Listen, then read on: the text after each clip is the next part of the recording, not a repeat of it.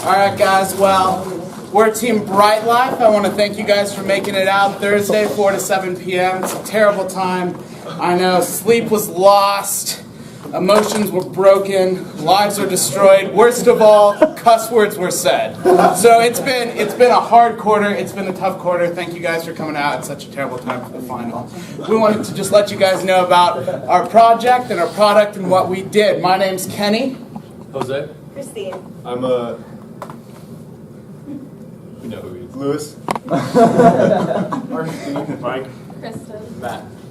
Awesome. So I'm just going to go ahead and give you guys a quick, brief overview on what we're going to go over today. We'll be talking about our team dynamics, our performance, and our goals, what we learned, potential for future startups, some suggestions for the class. We'll show you the ever-engaging videos we've been watching, and finally we'll do a conclusion. But really quick, I just wanted to explain our product. It is the Modern Organizer, and so we have a dry erase board here up front. You pop open this door, beautiful hinges. We got some interior shelves for storage. On the side here, we have some shelves for mail, reusable grocery bags. Up front, we have a mirror, of course, and oh, well, hello. And so we have a mirror. And the whole point of this is it sticks right by the front door, and you can just grab stuff on your way out, take a look in the mirror, make sure your beret's on well, whatever you need to do. And so, it's the whole point of our product. Yeah. And so, here all week. And so I'm going to go ahead and pass it off to Christine for our team dynamics. Thanks, Kenny. So, as you guys all learned, we went over the 5 dysfunctions of the team. And there's 3 main ones that really just stuck out for our team. And the first is the absence of trust. A lot of us weren't very trained in IT407, so when it came to machining out this product, it was a little bit more difficult. So when we had to get tested for time studies, it was definitely difficult to acknowledge the fact that we were definitely going to make mistakes. So knowing that and just putting our money on the line was really hard for a lot of us. But Caution Matrix really helped because all of us were working together, trying to help each other out. The second is lack of commitment. Definitely because this is a very time-consuming class, all of us had a lot of different priorities, and not everyone is able to make it on time or come to a lot of crucial work times. So with that, we made a new rule to for people who are late, bring coffee and donuts. So we had a lot of coffee and donuts for 2 weeks straight, which is really great. And the last one was fear of conflict, definitely because at the very start of this, we didn't know each other very well. And we didn't want to hurt anyone's feelings, but as you guys know, we spent 60-hour work weeks together, and we're not afraid to get mad at each other or say what we want to say. And I think we did it in a very healthy way, in that we were able to vote and basically have everybody's opinions heard, which is really good. So with that, I'm going to have other lessons learned from that. Oh, just kidding. Kristen. So for our original goals that we talked about as a team and decided for our project charter, we wanted to produce 80 units to be sold at twice their production cost value. This way we'd make a marginal profit, and so our original calculated cost would be around $17.50 to produce, and then it actually turned out to be $38.59 to reduce, and that's not including tooling and other costs associated with that. So in the end, we ended up producing 55 units. We ended up scaling back from original 80 units because we crunched the numbers and realized it wasn't possible to produce 80 units based on the sheer size of our product and how many steps had to go into it. So right now we have 9 units left to sell, and after we sell all of them, we'll be at our break-even point.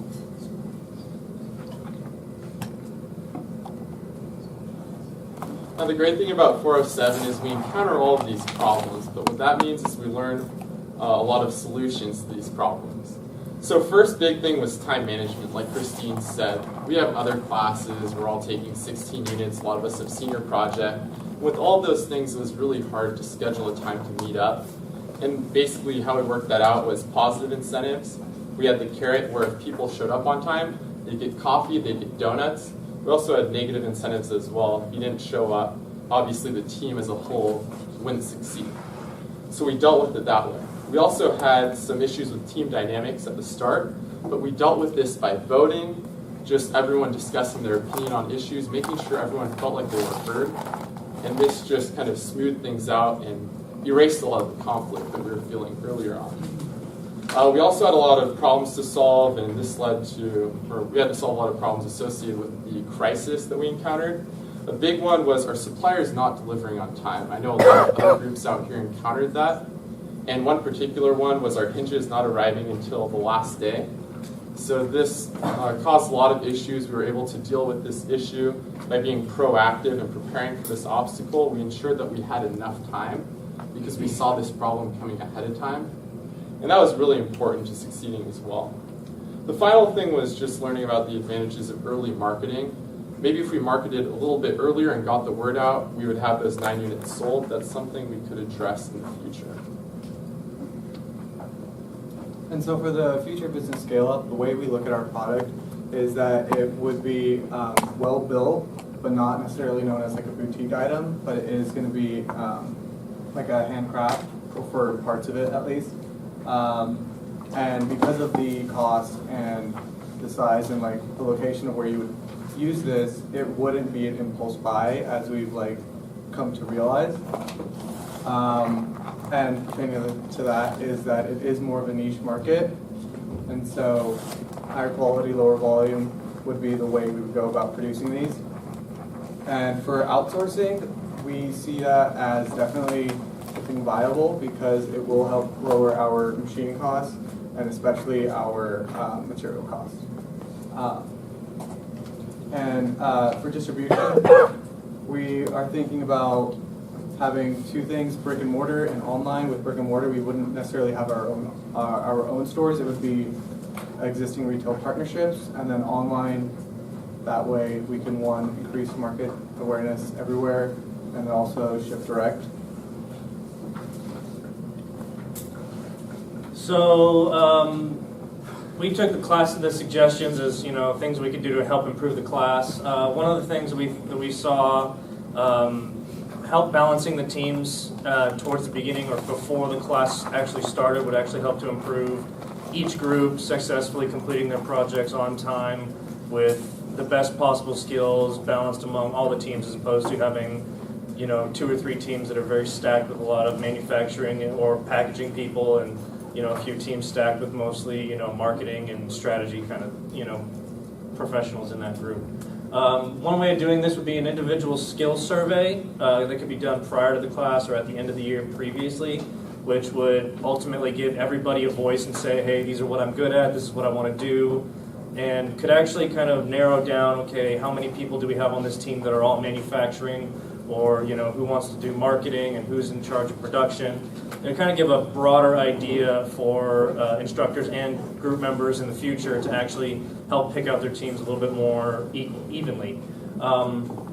Something else that we thought would be a good addition would be having additional stage gates, and accomplishing that we would consider redistributing the stage gate sign-offs, which would allow for maybe 1 or 2 more stage gates and kind of compact everything down at the beginning. So instead of having that 2-week and those 2 first stage gates being 2 weeks long, potentially could be compressed down to a week and a half or a week, and possibly could streamline that beginning and then kind of move things along further at the end. So you don't have that bunching up of stage gates 3, 4, and 5 when you're trying to do production all at once. Another thing that we felt was the cage redesign would be important, having some possible shelving in there. I know every group in here added, cross-member bars in there and actually put all of their the crates that they had, the plastic crates, up on those, just to kind of add more space for shelving and for storage, because those cages really aren't designed for that. They're designed to have that one space and then just stack everything up to the top, which really wasn't very good for each group. Having a deliverables template would be really beneficial for everybody in certain aspects. Some things were kind of flexible, so understanding that, having certain things that were specific stage gate sign-offs and having a specific format would potentially help to standardize everybody's workload, and groups can work together. It also would make it easier for the instructors to look at and grade because they would be looking for the same things on each person as opposed to having to hunt and find for specifically what they're looking for. And the last thing that we thought would be a master sign-off binder, mainly consolidating all the sign-off sheets for all the stage gates by group into one binder for the instructor or to keep in the lab, so that way instead of having to hunt and find the last 3 weeks of class for all your stage gate sign-offs, they would already be in the instructor's hands, and the only thing that you'd have is you'd have your personal copy, but the actual copy that the instructors would get and look at would be the one that they actually keep the entire quarter. So with that,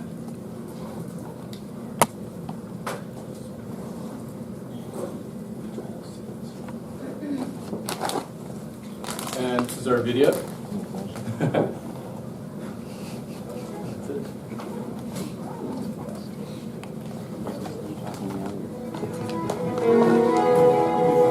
Oh, never mind. We tried, we loved, we conquered. I won't forget the taste. Oh no, I'll never say never again. I'll never say never, I'll never say never again. Oh, I'll never say never, I'll never say never again.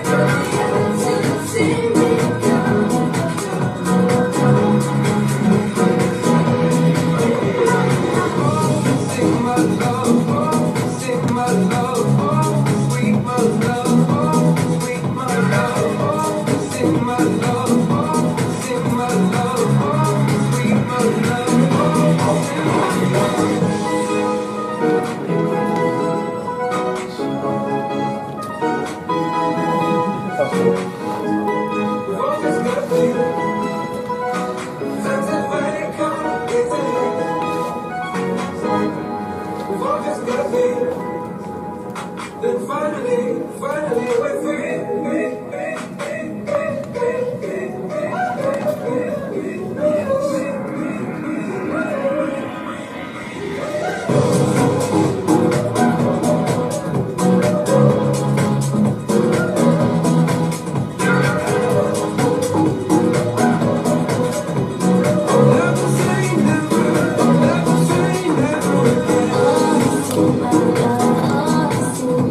I'll never say never again.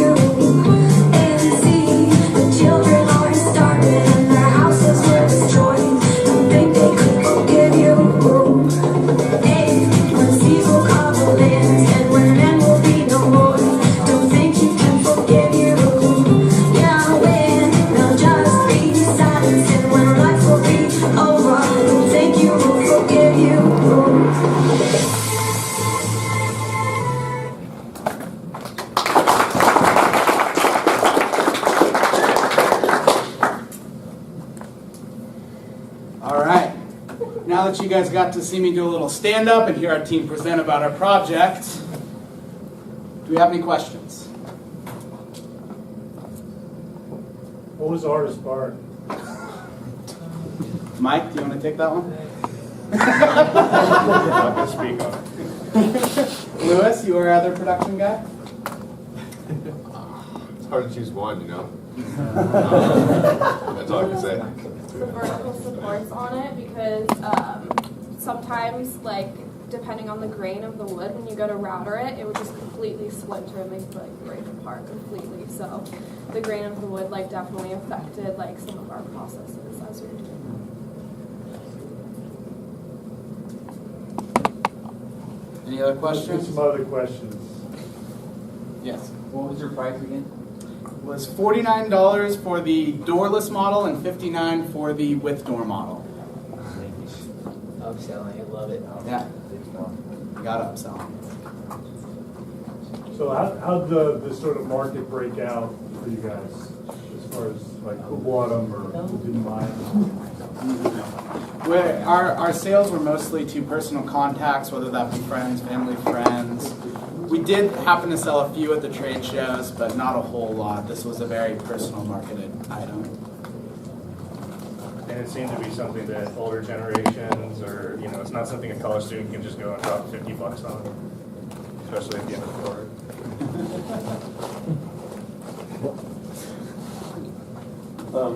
What did you find in terms of popularity? Do people prefer the door or not having the door? Was there like a So I was posting like updates of what was going on in our production process, and some of my friends were like, "Oh, the doorless model looks really nice," and Matt and I are like, "Yeah, we kind of like how it looks more flush against the wall." So I asked some people that were already had pre-sale orders, and they said, "Yeah, I think we might just want the doorless model instead of going with the door." So we had those two different options. Doorless one definitely sold better. How do you recommend mounting? We've actually got two holes in the back, and you can use. You can actually go into a stud, or you can actually use drywall screws or drywall mounts.